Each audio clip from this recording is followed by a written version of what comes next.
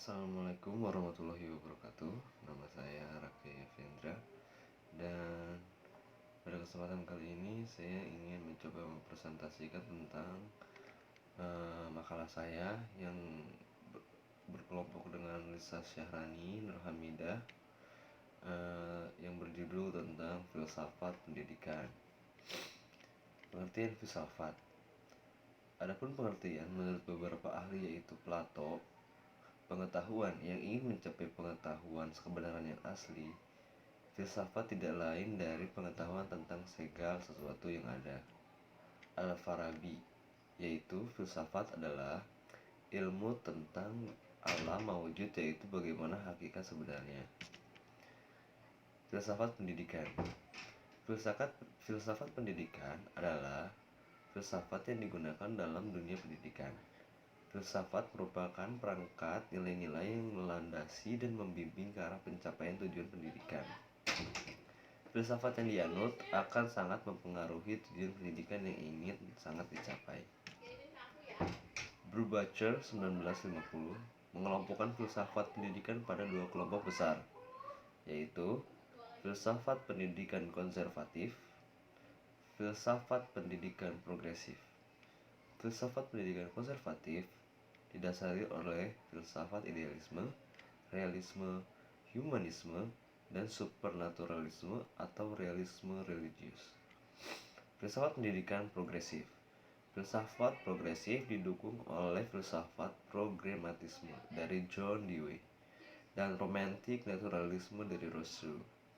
Filsafat tersebut melahirkan filsafat pendidikan esensialisme, filsafat pendidikan perennialisme, filsafat pendidikan esensialisme, filsafat pendidikan progresivisme yang didukung oleh filsafat progrematisme, dan filsafat pendidikan rekonstruksionisme yang didukung oleh filsafat progrematisme sebagai lanjutan dari filsafat progresivisme. Dasar-dasar pengetahuan. Penalaran merupakan suatu proses berpikir dalam menarik suatu kesimpulan yang berupa pengetahuan. Penalaran menghasilkan pengetahuan yang dikaitkan dengan kegiatan berpikir, dan bukan hanya dengan perasaan, tetapi tidak semua kegiatan berpikir selalu pada penalaran.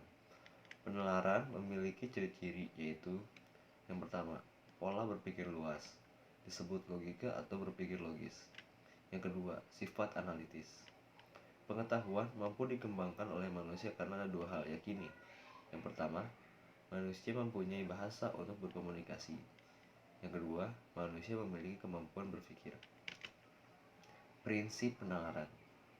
Prinsip penalaran didefinisikan bahwa satu pertanyaan mengandung kebenaran universal, yang kebenarannya itu sudah terbukti dengan sendirinya. Ketiga, prinsip penalaran tersebut adalah prinsip identitas atau identity, prinsip non-kontradiksi atau non-contradiction, prinsip exclusivity atau excluded middle. Hakikat manusia dan hakikat pendidikan. Hakikat secara etimologi berasal dari bahasa Arab dengan kata dasarnya haq, yang berarti kebenaran yang sesungguhnya atau mendasar. Istilah manusia secara etimologi berasal dari bahasa Arab, yaitu dari kata man, yang artinya manusia. Kebetulan sama juga artinya dengan yang ada dalam bahasa Inggris. Selanjutnya, peninggalan kata yang kedua itu yaitu nasia, yang artinya pelupa. Hakikat manusia dimaksudkan pada regalitas manusia secara definitif, sebagaimana diisyaratkan oleh kategori pengertian umum dari Socrates. Sifat dan hakikat manusia. Sifat hakikat manusia menurut paham eksistensialisme sebagaimana dikemukakan oleh Umar Tutil Taharja dan Lasulla tahun 2000 sebagai berikut. Kemampuan menyadari diri, kemampuan bereksistensi, kata hati, moral, kemampuan bertanggung jawab, rasa kebebasan, kewajiban dan hak, menghayati kebahagiaan. Pandangan Islam tentang hakikat manusia. Al-Quran menegaskan kualitas dan nilai manusia dengan menggunakan 4 macam istilah, yang satu sama lain saling berhubungan, yakni al-insan, al-na'as, al-basyar, dan Bani Adam. Islam memandang hakikat manusia bukan berdasarkan pandangan pribadi atau individu orang yang memandang, tetapi pandangannya didasarkan atas ayat-ayat Tuhan yang terkandung dalam Al-Quran yang disampaikan Nabi Muhammad SAW. Tujuan pendidikan. Untuk keperluan pelaksanaan pendidikan, tujuan itu harus dirinci menjadi tujuan yang khusus, bahkan sampai ke tujuan operasional. Usaha merinci tujuan umum ini sudah pernah dilakukan oleh para ahli pendidikan Islam. Al-Syaibani 1979 menjabarkan tujuan pendidikan Islam menjadi 3. Yang pertama, berkaitan dengan masyarakat, tingkah laku dalam masyarakat, memperkaya pengalaman masyarakat. Yang kedua, berkaitan dengan individu, perubahan berupa pengetahuan, tingkah laku, jasmani dan rohani, dan kemampuan yang harus dimiliki untuk hidup di dunia dan di akhirat. Yang ketiga, berkaitan dengan pendidikan dan pengajaran sebagai ilmu seni, profesi, dan kegiatan masyarakat. Hubungan hakikat manusia dan hakikat pendidikan. Di antara pandangan tentang hakikat manusia yang mempengaruhi pendidikan dan pembelajaran adalah pandangan humanistik dan behavioristik.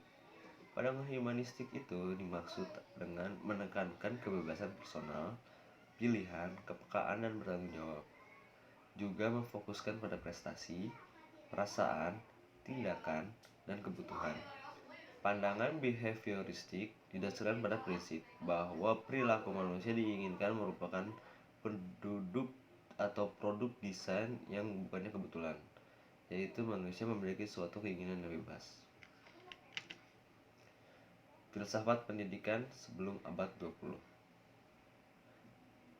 Pujawijatna tahun 1986. Periode perkembangan filsafat dapat dibagi menjadi 4, yaitu filsafat Yunani, filsafat Hindu, filsafat Islam, dan filsafat Eropa atau modern.